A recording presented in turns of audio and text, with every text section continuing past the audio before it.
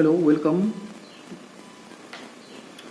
নবোদয় বিদ্যালয়ে ভর্তি পরীক্ষার জন্য এই প্রস্তুতি বা প্রিপারেশন ক্লাস। তো প্রথমে আমরা এটা জানতে চাইব যে নাম্বার সিস্টেম অর্থাৎ সংখ্যা। কারণ নবোদয় বিদ্যালয় পরীক্ষায় প্রত্যেকবারই 3 থেকে 4টি কোশ্চেন নম্বর সংক্রান্ত বিষয় থাকে, তাহলে নম্বরের বেসিক ধারণায় আমাদের যুক্ত হবে। তো নাম্বারের সঙ্গে পুঙ্খানুপুঙ্খভাবে যদি না জানা হয় তাহলে ভুলভাল উত্তর করা হবে। তো যাক, প্রথমে আজকে আমরা জানতে চাইব বা শুরু করব যেটা নাম্বার বা সংখ্যা।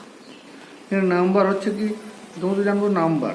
এখানে নাম্বারের মধ্যে প্রথমে যায় ন্যাচারাল নাম্বারস বা স্বাভাবিক সংখ্যা।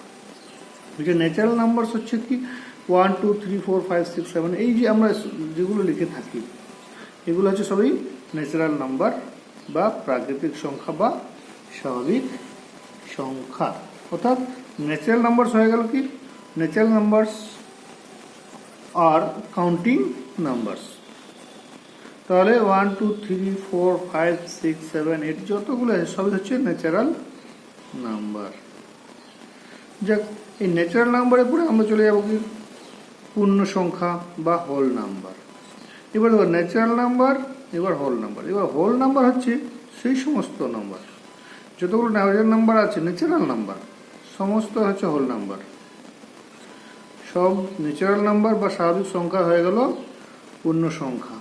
কিন্তু এখানে স্বাভাবিক সংখ্যার মধ্যে আমরা জিরোটাকে নিতে পারিনি, বা জিরোটা স্বাভাবিক নাম্বার না, জিরোটা হচ্ছে এবার না হোল নাম্বারের মধ্যে পড়ছে। তাহলে সমস্ত ন্যাচারাল নাম্বার বা স্বাভাবিক সংখ্যা সহ সঙ্গে জিরোটা হয়ে যাবে পূর্ণ সংখ্যা বা হোল নাম্বার। তাহলে হোল নাম্বার সংজ্ঞা বা ডেফিনিশনটা হবে শূন্য সহ সমস্ত স্বাভাবিক সংখ্যাকে বলা হয় পূর্ণ সংখ্যা বা হোল নাম্বার।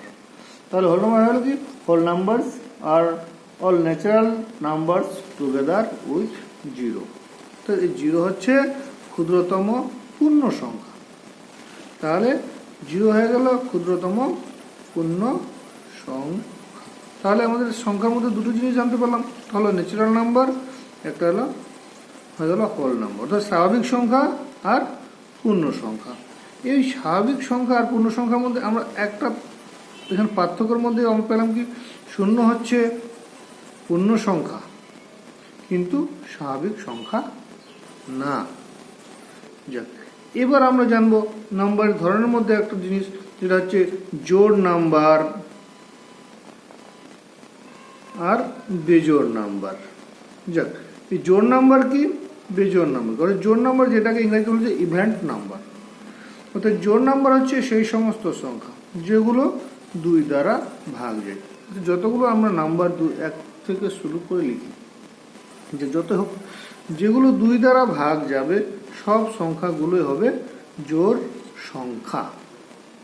অর্থাৎ এটা আরো সহজভাবে যদি বড় নম্বর 2 3 4 5 অঙ্কের যদি হয়, তাহলে আমরা দেখবো লাস্ট ডিজিট যদি 0 2 4 6 8 হয়, তাহলে সেই সংখ্যাটি হবে জোড় সংখ্যা। অর্থাৎ 2 দ্বারা ভাগ যায় সব সংখ্যা হয়ে গেল জোড় সংখ্যা। আর জোড় সংখ্যার মধ্যে সবচেয়ে ক্ষুদ্রতম সংখ্যা হয়ে গেল 2। তাহলে লোয়েস্ট ইভেন্ট নাম্বার ইজ 2, অর্থাৎ ক্ষুদ্রতম জোড় সংখ্যা হয়ে গেল 2। যাক, তাহলে এবার জোড় সংখ্যা জানলাম, অর্থাৎ ইভেন্ট নাম্বার জানলাম। এবার জানবো আমরা কি বেজোড় সংখ্যা বা ওড নাম্বার।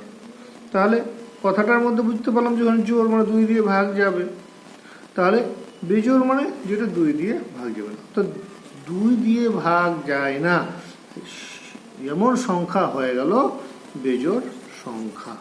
তাহলে জোড় সংখ্যাতে আমরা পেলাম কি 2 4 6 8 এবং 0 যদি একক স্থানে থাকে তাহলে সেটা হবে জোড় সংখ্যা। তাহলে বেজোড় সংখ্যাতে কি হবে, 2 4 6 8 আর 0 ছাড়া একক স্থানে অন্য কোনো সংখ্যা থাকলে সেগুলো হয়ে যাবে বেজোড় সংখ্যা। সে অন্য সংখ্যা কি আছে এগুলো বাদ দিলে, তাহলে যে 1 3 5 7 9 এই একক স্থানে যদি এগুলো থাকে কি থাকবে?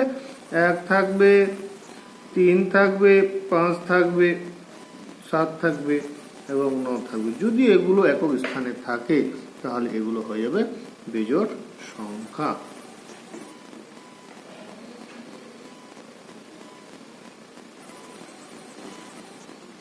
যাক, তাহলে বেজোড় সংখ্যাটাকে আমরা আবার ভালো করে জেনে নিই। তাহলে বেজোড় সংখ্যা হলো কি? আমরা প্রথমে জানলাম কি জোড় সংখ্যা, এবার বেজোড় সংখ্যা। তাহলে বেজোড় সংখ্যাটা তার উল্টো, অর্থাৎ যে সব স্বাভাবিক সংখ্যা 2 দ্বারা ভাগ যায় না। যে স্বাভাবিক সংখ্যাগুলো 2 দ্বারা যদি ভাগ না যায় তাহলে সেই সংখ্যাটা হবে বেজোড় সংখ্যা। তাহলে 2 দ্বারা ভাগ যায় না এরকম কোন সংখ্যা আছে? যেমন 1, 3, 5, 7, 9, এগুলো 2 দ্বারা ভাগ যায় না, তাহলে এগুলো হয়ে গেল বেজোড় সংখ্যা। তাহলে জোড় সংখ্যাতে আমরা কি 2 দ্বারা ভাগ যাচ্ছে, আর বেজোড় সংখ্যা হচ্ছে কি 2 দ্বারা ভাগ যায় না। এগুলো যে সংখ্যা সেটাই হলো বেজোড় সংখ্যা। তাহলে আজকে আরেকটু জেনে নিন যে মৌলিক সংখ্যাটা কি তা আগে জানবো।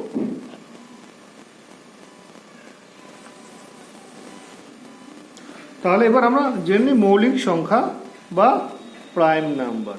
এই মৌলিক সংখ্যা বা প্রাইম নাম্বারটা কি?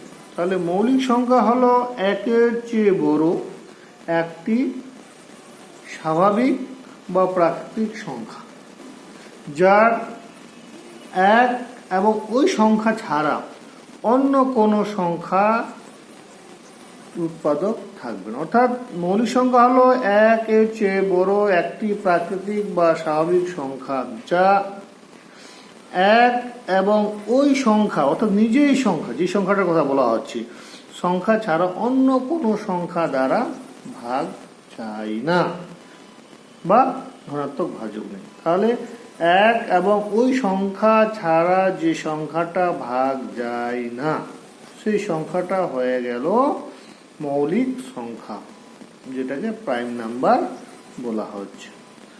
তাহলে মৌলিক সংখ্যা কি হচ্ছে? 1 এবং ওই সংখ্যা দ্বারাই কেবলমাত্র ভাগ যাবে, অর্থাৎ ওর উৎপাদকের মধ্যে আমরা 1 এবং ওই সংখ্যাটাই পাব, তাছাড়া অন্য কোনো সংখ্যা দ্বারা সংখ্যাটি ভাগ যাবে না। তাহলে এই মৌলিক সংখ্যাগুলো কি কি? তার 1 এবং ওই সংখ্যা ছাড়া অন্য কোনো উৎপাদক যদি না থাকে তাহলে মৌলিক সংখ্যা হয়ে গেল 2, 3, 5, 7, 11, 13, 17, 19 এইভাবে চলতে থাকবে, অর্থাৎ 1 এবং ওই সংখ্যার ছাড়া ভাগ যাবে খালি। তাহলে এখানে আমরা পেয়ে গেলাম যে 2 এবং ওই নিজে সংখ্যা 1 এবং ওই সংখ্যা ছাড়া যে সংখ্যাগুলি অন্য কোনো সংখ্যা দ্বারা ভাগ যায় না সেগুলো হয়ে গেল মৌলিক সংখ্যা বা প্রাইম নাম্বার। তাহলে প্রাইম নাম্বার হচ্ছে কি 1 এবং অন্য কোনো সংখ্যা দ্বারা, 1 ছাড়া অন্য কোনো সংখ্যা দ্বারা, অর্থাৎ নিজেই এবং ওই সংখ্যা দ্বারাই ভাগ যাবে। তাহলে এটা হয়ে গেল মৌলিক সংখ্যা। যাক, এবার আমরা জানবো কি যৌগিক সংখ্যা বা কম্পোজিট নাম্বার। তাহলে মৌলিক সংখ্যাতে আমরা কি পেলাম? যে সংখ্যাটি কেবলমাত্র 1 এবং ওই সংখ্যা দ্বারাই ভাগ যাবে।